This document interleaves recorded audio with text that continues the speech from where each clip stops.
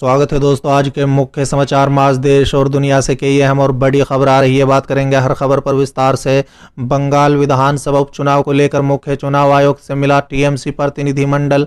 6 महीने के अंदर चुनाव कराने की अपील। एक और बड़ी अपडेट, कांवड़ यात्रा पर सुप्रीम कोर्ट ने यूपी सरकार से कहा सोमवार तक रद्द करने पर फैसला ले, नहीं तो हमें देना पड़ेगा आदेश। एक और बड़ी अपडेट, उत्तराखंड के बाद कर्नाटक में बदलाव की आहट, मुख्यमंत्री येदियुरप्पा को बुलाया गया दिल्ली। वहीं अगली बड़ी खबर में आपको बताएंगे, बेतिया में 8 लोगों की मौत पर लालू यादव ने शराबबंदी पर उठाए सवाल, जेडीयू बौखलाया। वहीं अगली बड़ी खबर में आपको बताएंगे, मानसून सत्र से पहले बढ़ी बीजेपी की टेंशन, एसआईटी करेगा कृषि कानून के खिलाफ विपक्ष का नेतृत्व। वहीं अगली बड़ी खबर में आपको बताएंगे, ममता बनर्जी का केंद्र पर हमला, कहा तूफान यास से प्रभावित लोगों की मदद के लिए नहीं दिया राहत पैकेज। एक और बड़ी अपडेट, पंजाब और यूपी के 2022 विधानसभा चुनाव में बीजेपी जेजेपी दल मिलकर लड़ेंगे चुनाव। वहीं अगली बड़ी खबर में आपको बताएंगे, उत्तर प्रदेश में दिखने लगा है खेला होवे जैसा माहौल, बोले पूरा आईएएस अफसर, क्रूर सत्ता का डर खत्म होने लगा है। एक और बड़ी अपडेट, हरियाणा में डिप्टी स्पीकर की कार पर हमले के आरोप में 5 किसान प्रदर्शनकारी गिरफ्तार,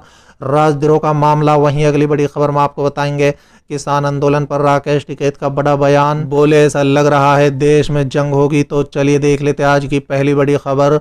बंगाल विधानसभा उपचुनाव को लेकर मुख्य चुनाव आयोग से मिला टीएमसी प्रतिनिधिमंडल। 6 महीने के अंदर चुनाव कराने की अपील। दरअसल दोस्तों, पश्चिम बंगाल में विधानसभा उपचुनाव को लेकर राज्य की सत्तारूढ़ तृणमूल कांग्रेस के 6 सदस्यों के प्रतिनिधिमंडल ने सांसद डेरेक ओब्रायन की अगुवाई में नई दिल्ली स्थित चुनाव आयोग के दफ्तर का दौरा किया और मुख्य चुनाव आयुक्त के साथ आगामी विधानसभा चुनाव और अन्य मुद्दों पर विस्तार से चर्चा की। मुख्य चुनाव आयुक्त से मुलाकात के बाद कहा है कि उन्होंने 6 महीने के अंदर उपचुनाव कराने की अपील की है। संवाददाताओं से बात करते हुए उन्होंने कहा है कि आज टीएमसी का एक प्रतिनिधिमंडल 7 विधानसभा सीटों पर उपचुनाव को लेकर नई दिल्ली में मुख्य चुनाव आयुक्त से मिला। हमने 6 महीने के अंदर उपचुनाव कराने की अपील की है। चलिए अगली खबर, कांवड़ यात्रा पर सुप्रीम कोर्ट ने यूपी सरकार से कहा सोमवार तक रद्द करने पर फैसला ले, नहीं तो हमें देना पड़ेगा आदेश। दरअसल दोस्तों, उत्तर प्रदेश में कांवड़ यात्रा को मंजूरी दिए जाने पर सुप्रीम कोर्ट ने सख्त टिप्पणी की है। कोर्ट ने कहा है कि धार्मिक भावनाएं जीवन के अधिकार से बड़ी नहीं है। इस यात्रा का आयोजन से देश के सभी नागरिकों के स्वास्थ्य पर असर पड़ सकता है, इसलिए राज्य सरकार खुद ही इस पर विचार कर निर्णय ले। कोर्ट ने सुनवाई सोमवार 19 जुलाई के लिए टालते हुए ये भी कहा है कि अगर राज्य सही निर्णय नहीं लेगा तो वो खुद आदेश जारी करेगा। चलिए अगली खबर, उत्तराखंड के बाद कर्नाटक में बदलाव की आहट, मुख्यमंत्री येदियुरप्पा को बुलाया गया दिल्ली। दरअसल दोस्तों, उत्तराखंड के बाद अब कर्नाटक में बदलाव की आहट शुरू हो गई है। येदियुरप्पा मंत्रिमंडल में फेरबदल किए जाने के कयास लगाए जा रहे हैं। दोस्तों, दरअसल कर्नाटक के मुख्यमंत्री बीएस येदियुरप्पा को दिल्ली बुलाया गया है। बीजेपी अध्यक्ष जेपी नड्डा से भी वो मुलाकात कर सकते हैं। हालांकि कर्नाटक के मुख्यमंत्री बीएस येदियुरप्पा ने गुरुवार को कहा था कि उनके मंत्रिमंडल के पूर्ण गठन का कोई प्रस्ताव नहीं है। इस संबंध में कोई भी निर्णय भारतीय जनता पार्टी के केंद्र नेताओं के साथ दिल्ली में उनकी मुलाकात के बाद लिया जाएगा। राज्य के विकास, सिंचाई परियोजनाओं और अन्य मुद्दों पर प्रधानमंत्री से बातचीत करने और कई केंद्रीय मंत्रियों से मुलाकात करने के लिए मैं दिल्ली जा रहा हूं। चलिए अगली खबर, बेतिया में 8 लोगों की मौत पर लालू यादव ने शराबबंदी पर उठाए सवाल, जेडीयू बौखलाया। दरअसल दोस्तों, बिहार के बेतिया में 2 दिनों में 8 लोगों की मौत हो चुकी है। इस घटना को लेकर शुक्रवार को आरजेडी सुप्रीमो लालू प्रसाद यादव ने ट्वीट कर सरकार पर निशाना साधा। उन्होंने इसे शराबबंदी से जोड़कर सरकार को जमकर खरी खोटी सुनाई। लालू की बात सरकार को ऐसी चुभी कि जेडीयू प्रवक्ता निखिल मंडल ने ट्वीट कर पलटवार कर दिया। दोस्तों, बता दें कि बेतिया में हुई मौत पर लालू यादव ने कहा कि बिहार में सुशासनी शराबबंदी से प्रति वर्ष हजारों लोग जहरीली शराब से मर जाते हैं। शराबबंदी के कारण सत्ताधारी लोग बिहार में 20,000 करोड़ की समानांतर अवैध इकोनॉमी चला रहे हैं। शराबबंदी के नाम पर लाखों दलित और गरीब जेलों में बंद हैं। पुलिस भ्रष्ट और अत्याचारी बन चुकी है। चलिए अगली खबर, मानसून सत्र से पहले बढ़ी बीजेपी की टेंशन, एसआईटी करेगा कृषि कानून के खिलाफ विपक्ष का नेतृत्व। दरअसल दोस्तों, सोमवार शुरू हो रहे संसद के मानसून सत्र से पहले केंद्र सरकार की मुश्किलें बढ़ती जा रही हैं। मानसून सत्र में कृषि कानून को लेकर पहले ही हंगामे के आसार थे।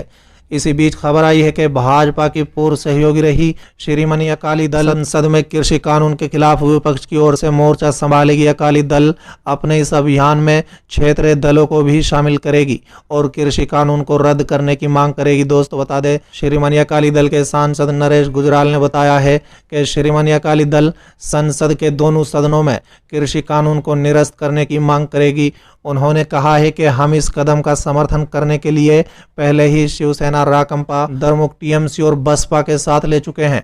हमारी कोशिश है कि वाम दलों और अन्य क्षेत्रीय दलों को भी अपने साथ जोड़ा जाए, जिससे संसद में हमारी ताकत के आगे केंद्र सरकार झुक जाए।